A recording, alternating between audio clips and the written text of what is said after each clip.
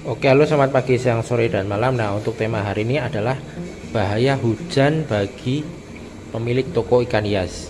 Jadi, air hujan itu juga bisa menyebabkan suatu masalah untuk toko ikan hias. Salah satunya seperti ini ya. Jadi ini ikan baru datang dari supplier. Nah, bisa dilihat di sini ikannya itu mengalami suatu trouble ya, atau masalah. Kita cek saja. Nah, bisa dilihat di sini. Wah, bocor. Ikannya itu mengalami banyak sekali kematian ya. Jadi ini sebenarnya saya pesan 150 ekor, tetapi karena ikannya trouble, kemudian sama suppliernya itu dikasih saja. Jadi karena mungkin tidak tega kan, akhirnya dikasihkan saja. Jadi ikannya ini trouble, alasannya itu saat dia packing itu, jadi kondisinya itu hujan. Nah, kemungkinan air hujan itu kan untuk di perkotaan itu kan tidak bagus ya. Jadi air hujannya itu mungkin tercampur dengan polusi udara yang biasanya berasal dari kendaraan atau pabrik-pabrik. Biasanya itu yang berasal dari bahan minyak bumi atau batu bara ya, yang itu bisa menyebabkan acid rain atau hujan asam. Nah, kemungkinan kemudian air dari hujan asam itu jatuh ke kolam ikan ini. Jadi saat packing itu si suppliernya itu dia packing ini, nah kemungkinan air hujannya itu ikut masuk. Nah, kemudian mungkin menjadi masalah. Jadi ikannya menjadi seperti ini. Jadi memang kalau dalam kasus hujan itu ikan pelati ini memang sering mengalami trouble. Jadi trouble-nya itu karena itu tadi, karena air hujan. Nah, jadi untuk toko ikan hias itu harap hati-hati ketika musim penghujan itu saat menyuplai ikan. Jadi dicek dulu kondisi ikannya, kemudian cari supplier yang bertanggung jawab. Jadi seperti ini kan. Jadi suppliernya itu dia tidak mau menerima uang. Jadi ini digratiskan saja karena memang ini trouble nih. Jadi banyak sekali yang mati. Jadi mungkin ini hanya menjadi ikan pakan, atau mungkin hanya sebagian saja yang bisa hidup. Nanti saya buka saja seperti apa kondisinya. Nah, ini kondisi ikannya, jadi banyak sekali yang sakit atau menjelang kematian. Jadi sebenarnya ini taruh saja di kolam saja biar menghindari stres. Kalau di akuarium kan dia kondisinya stres, jadi dia males ditonton. Jadi dia lebih suka di kolam saja, kemudian ada kena terik sinar matahari. Jadi itu yang menghangatkan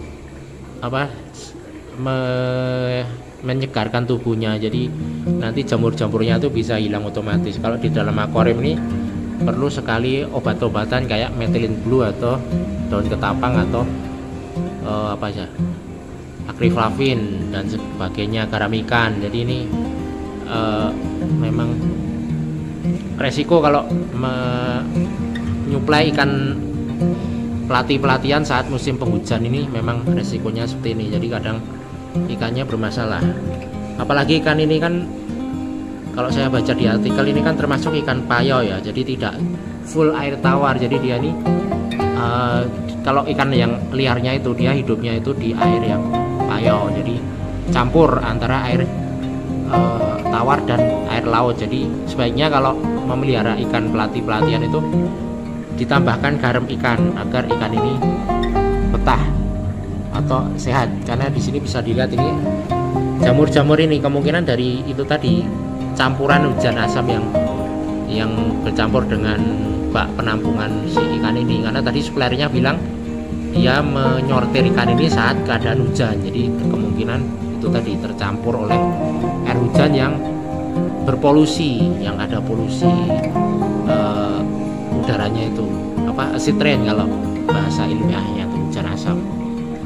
Jadi itu tadi. Jadi untuk pemilik toko ikan hias itu harus perhatikan saat musim hujan ini, apalagi saat situasi tidak menentu ya, maksudnya suhunya tidak menentu. Kalau di sini ini kalau panas, kalau siang panas banget, kalau malam dingin banget. Jadi ikannya itu kadang ada yang tahu-tahu mati, tahu-tahu berpenyakit, jadi harus diperhatikan. Jadi itu resiko berjualan ikan hias, karena namanya juga makhluk hidup kan, jadi resikonya ya mati, itu saja. Nah, ini kondisi pada pagi hari setelah ikannya keluar dari kantong itu ya, jadi banyak sekali yang mati. Ini yang hidup hanya sebagian. Jadi ini sudah diobati dengan garam ikan sama agriflavin. Kalau mau bagus lagi sebaiknya airnya dijadiin setengah, kemudian dikasih heater. Nah, tetapi memang sudah pasrah saja, karena memang sudah apa ya, suppliernya bilang ikan ini sudah, maksudnya sudah tidak sehat dan cuma dikasihkan saja. Jadi kita kasih perawatan yang minimalis saja. Jadi ini hanya sebagian saja yang masih hidup. Nggak tahu ini besoknya masih hidup atau